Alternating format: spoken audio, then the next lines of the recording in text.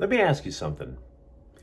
When you were younger, before you got married and subsequently divorced and all that, did you ever have a roommate who stole your food, stole your clothes, stole your girl? Well, for 2 out of the 3, I was that roommate. And the reason that matters is the Chargers have the potential to be that roommate over at SoFi Stadium. How LA's other team can screw the Rams. We'll get to that in a moment. Good morning. I'm James. This is your daily dose of sports and snark. Welcome to Faithful Angelinos.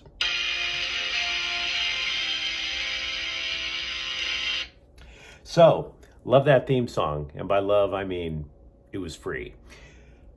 Let's talk for a moment. Today is February 24th. Feel free to like this video, clickety-clack the subscribe button, share it. Comments always welcome. I don't always know what I'm talking about because, to be honest, this is a theory, what I'm going to give you later. It's not fact or a hot rumor. It is a theory that I think the Chargers can pull off with the relative ease.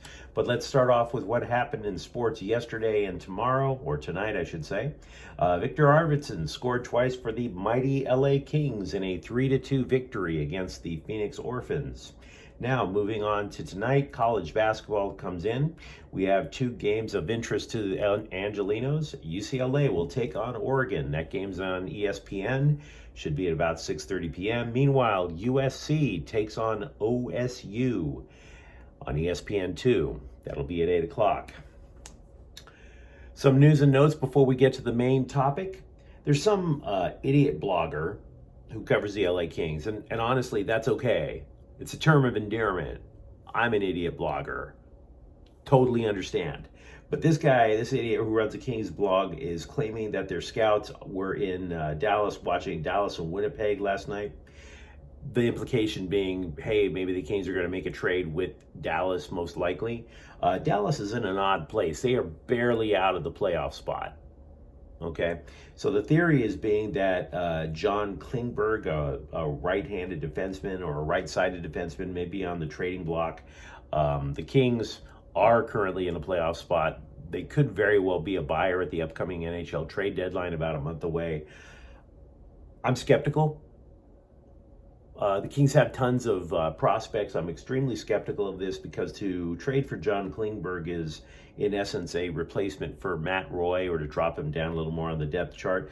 Look, if you're going to make a trade for a defenseman, it has to be for an elite one. Klingberg is their number 2 behind the guy that I would really want, Miro Heiskanen. But Heiskanen's not going anywhere.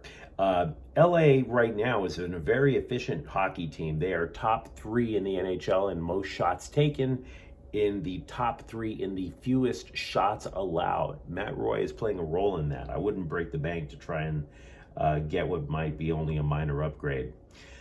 Moving on, USC basketball coach Andy Enfield mentioned as a possible hire for the vacant Louisville basketball job.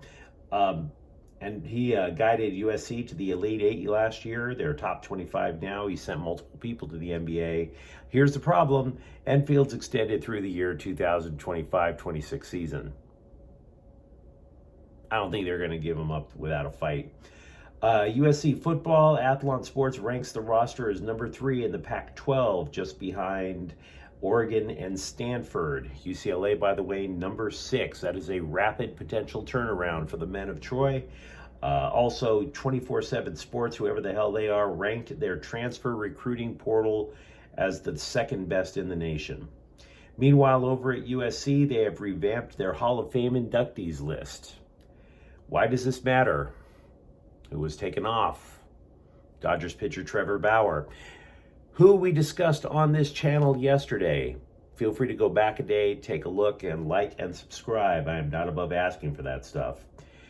So, what can we talk about with the Los Angeles Rams? Andrew Whitworth went on NFL Total Access on Wednesday, said he's leaning toward his retirement instead of coming back at left tackle. Every word that I read about this guy tells me he is gone, dude. He's 40. He's got a ring. He's played double digits in years. He's gone.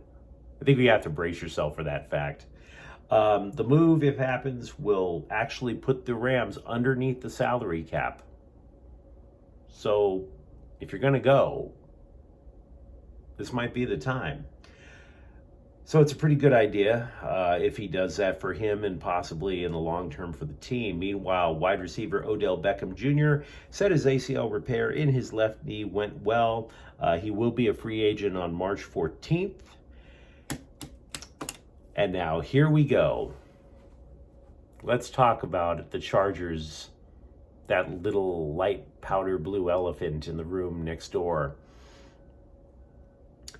I mentioned earlier that the Rams will be under the salary cap if Whitworth retires. That means that they are currently now over. The former San Diego Chargers are currently $57.5 million under the salary cap. They are flush with cash. They have a young quarterback everybody knows about, Justin Herbert. They barely missed the playoffs. They barely did. They had to basically a few bad calls, coaching calls, I should say, against the Raiders in the season finale. They screwed themselves.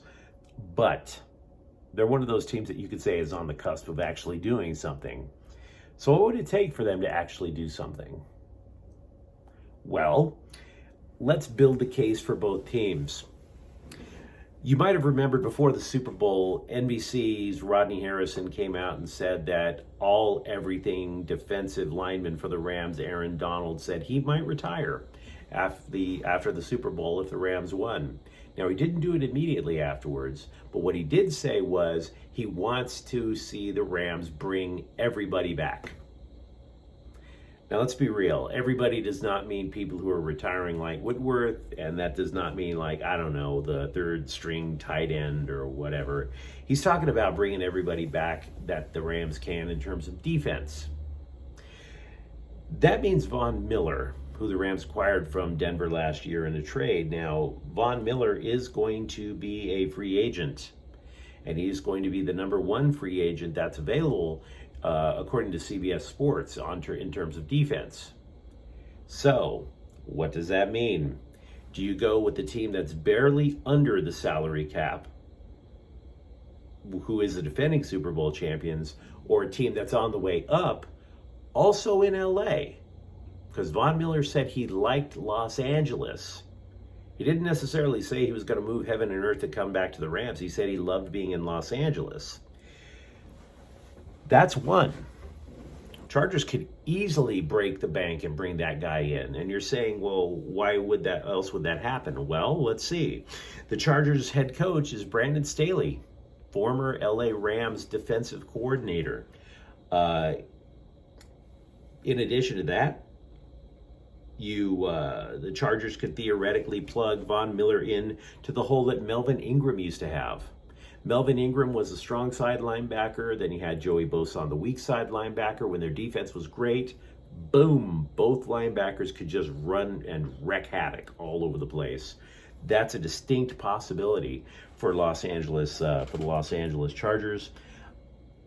And then you're sitting there going, well, James, the reason that they lost to the Raiders, the reason they lost a lot of those other games was they had no interior on the defensive line. And that's true.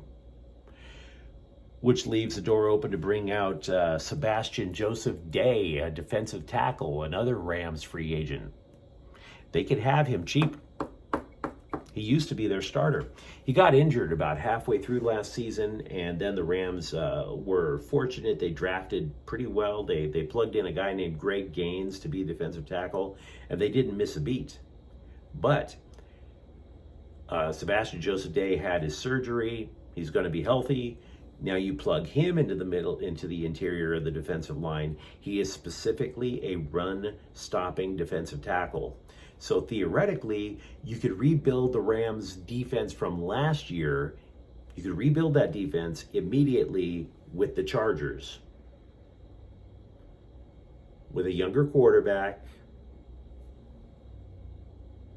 better running game, probably. And you're not going up against the San Francisco 49ers. It's, aside from the Chiefs, and the Chiefs are the Chiefs, don't get me wrong, it's not as challenging a division as the NFC West. I think the NFC West is the toughest division in football right now. So theoretically, those two moves, and oh, by the way, still a little bit of change left over to sign another person who's a little bit extraneous, wide receiver Odell Beckham Jr. Von Miller, Sebastian Joseph Day, Odell Beckham Jr. They go across to the other locker room for the money and the potential to win. And Aaron Donald says, I'm not doing this anymore. We don't have the horses to compete to defend the title. There's your doomsday scenario. Now understand, I am a former NFL writer, but I was never, that was another life ago, decades. That was the 90s. So I don't have so-called inside information. But if you love yourself a good conspiracy theory, if you love yourself a good doomsday theory, the Chargers are in position to take out the Rams. And if it comes down to money, which it often does, there ain't a damn thing the Rams can do to stop it. So, thought I'd give you something a little bit more uplifting than news about the Ukraine. How'd I do? Feel free to like this video. Feel free to subscribe to the channel. We'll talk about other stuff about LA sports tomorrow. Good to see you. Have a great day. James, see ya.